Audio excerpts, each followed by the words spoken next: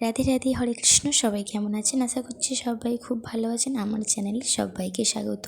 তো আজকের ব্লগটা এখান থেকেই শুরু করলাম, সকাল থেকে। তো আমাদের গোপাল সোনা থেকেই।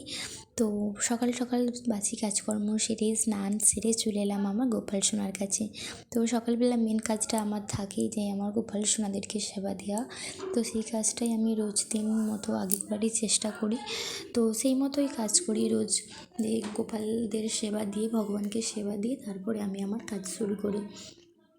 তো দেখো, সুন্দর করে এখানে আমার গোপাল সোনাদের সাজিয়ে নিয়েছি ফুল তুলসী দিয়ে।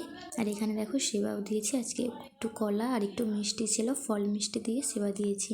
তো তোমাদের কাদের কাদের বাড়িতে গোপাল সোনারা আছে অবশ্যই কিন্তু কমেন্ট করে জানিও। আর আমার তো গোপাল সেবা দিতে দারুণ লাগে, খুব ভালো লাগে মন থেকে অনেকটাই। তো সেই জন্যই আমার গোপালটা নেওয়া। তো মন থেকে ভালোবেসেই আমি করি এটা কাজটা। তো যাই হোক, তারপর গোপালকে সেবা দিয়ে চলে এলাম। আজকে যেহেতু রবিবার মেয়ের ছুটি, তো রান্নার তাড়া নেই। তো সেই জন্য মেয়েকে একটু পড়তে বসিয়ে নিজের কাজকর্মগুলো, বিছানাগুলো পরিষ্কার করে তুলে নিলাম। তো আজকে মেয়ে যেহেতু ছুটি, তো সে পড়তে বসিয়ে দিয়েছি তাকে। তো সে বলছে যে মা তুমি আমার কাছে একটু থাকো। তো ভাবলাম বসে থাকবো যখন, তো আমিও এদিকে চিয়া সিডস ভিজিয়েছিলাম, তো সেটাই একটু খেয়ে নিচ্ছিলাম। তো তোমরা কে কে খাও এই চিয়া সিডস অবশ্যই কিন্তু কমেন্ট করে জানিও। তো তারপরে দেখো এখানে কি কি রান্না হবে তারই জোগাড় করছিলাম। তো জোগাড় করছিলাম, আজকে আমাদের রান্না হবে যে মাছের ঝাল, করলা ভাজা, আর হবে পালং শাকের তরকারি। আর এই যে মেয়ে ফুলগুড়ি এনেছে, তো তাকে একটু বড়া ভেজে দেবো পরে।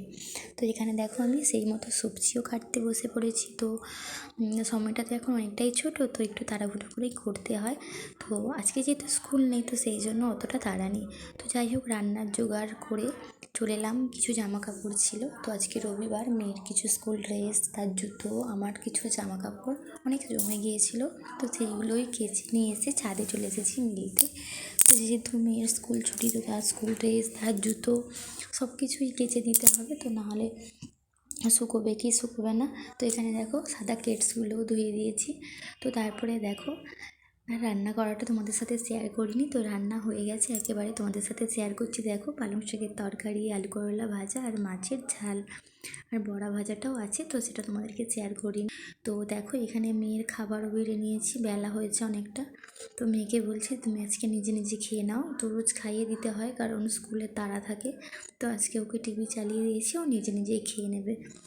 আর দেখো লাস্টে কি পেয়েছি, দেখো টক কুল, এগুলো হচ্ছে আমার হাজব্যান্ড এনে দিয়েছে, তো সেটাই আমি খাবো। টাটা।